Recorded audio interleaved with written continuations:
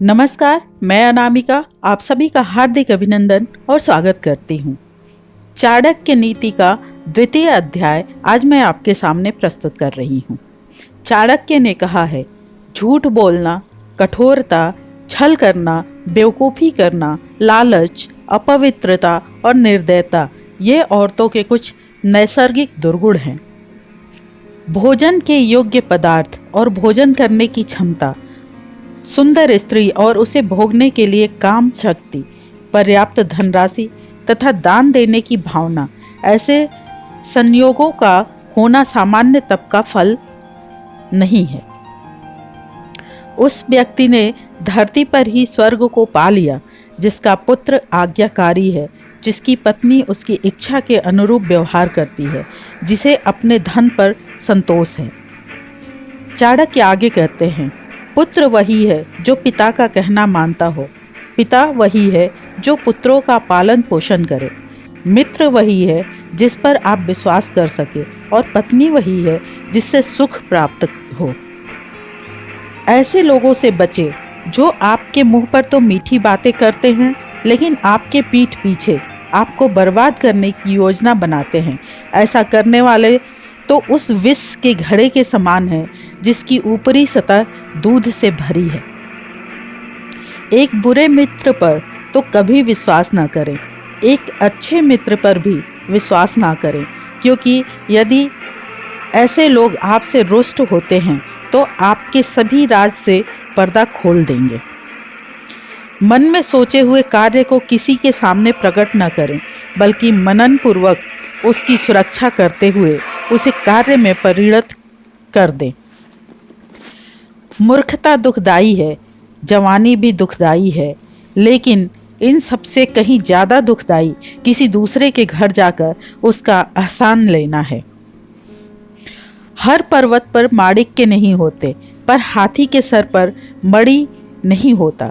सज्जन पुरुष भी हर जगह नहीं होते और हर वन में चंदन के वृक्ष भी नहीं होते हैं। बुद्धिमान पिता को अपने पुत्रों को शुभ गुणों की सीख देनी चाहिए, क्योंकि नीतिज्ञ और ज्ञानी व्यक्ति की ही कुल में पूजा होती है। जो माता व पिता अपने बच्चों को शिक्षा नहीं देते हैं वो तो बच्चों के शत्रु के समान हैं, क्योंकि वे विद्याहीन बालक विद्वानों की सभा में वैसे ही तिरस्कृत किए जाते हैं जैसे हंसों की सभा में बगुले। लाड़ प्यार से बच्चों में गलत आदतें ढलती हैं, उन्हें कड़ी शिक्षा देने से ही वे अच्छी आदतें सीखते हैं। इसलिए बच्चों को जरूरत पड़ने पर दंडित करें, ज़्यादा दुलार न करें। ऐसा एक भी दिन नहीं जाना चाहिए जब आपने एक श्लोक, आधा श्लोक, चौथाई श्लोक या श्लोक का केवल एक अक्षर नहीं सीखा, या आपने दान, अभ्यास या कोई पवित्र कार्य नहीं किया। पत्नी का वियोग होना, अपने ही लोगों से बेइज्जत होना, बचा हुआ ऋण, दुष्ट राजा की सेवा करना, गरीबी एवं दरिद्रों की सभा, यह 6 बातें शरीर को बिना अग्नि के ही जला देती हैं। नदी के किनारे वाले वृक्ष, दूसरे व्यक्ति के घर में जाने अथवा रहने वाली स्त्री एवं बिना मंत्रियों का राजा, यह सब निश्चय ही शीघ्र नष्ट हो जाते हैं। एक ब्राह्मण का बल तेज और विद्या है, एक राजा का बल उसकी सेना में है, एक वैश्य का बल उसकी दौलत में है तथा एक शूद्र का बल उसकी सेवा परायणता में है।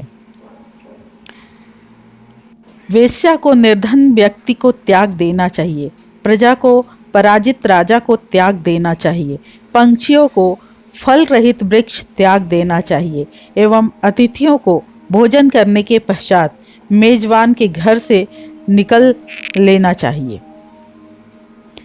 ब्राह्मण दक्षिणा मिलने के पश्चात अपने यजमानों को छोड़ देते हैं। विद्वान विद्या प्राप्ति के बाद गुरु को छोड़ जाते हैं और पशु जले हुए वन को त्याग देते हैं। जो व्यक्ति दुराचारी, कुदृष्टि वाले एवं बुरे स्थान पर रहने वाले मनुष्य के साथ मित्रता करता है वह शीघ्र नष्ट हो जाता है। प्रेम और मित्रता बराबर वालों में अच्छी लगती है। राजा के यहाँ नौकरी करने वाले को ही सम्मान मिलता है। व्यवसायों में वाणिज्य सबसे अच्छा है। अन्य उत्तम गुणों वाली स्त्री अपने घर में सुरक्षित रहती है।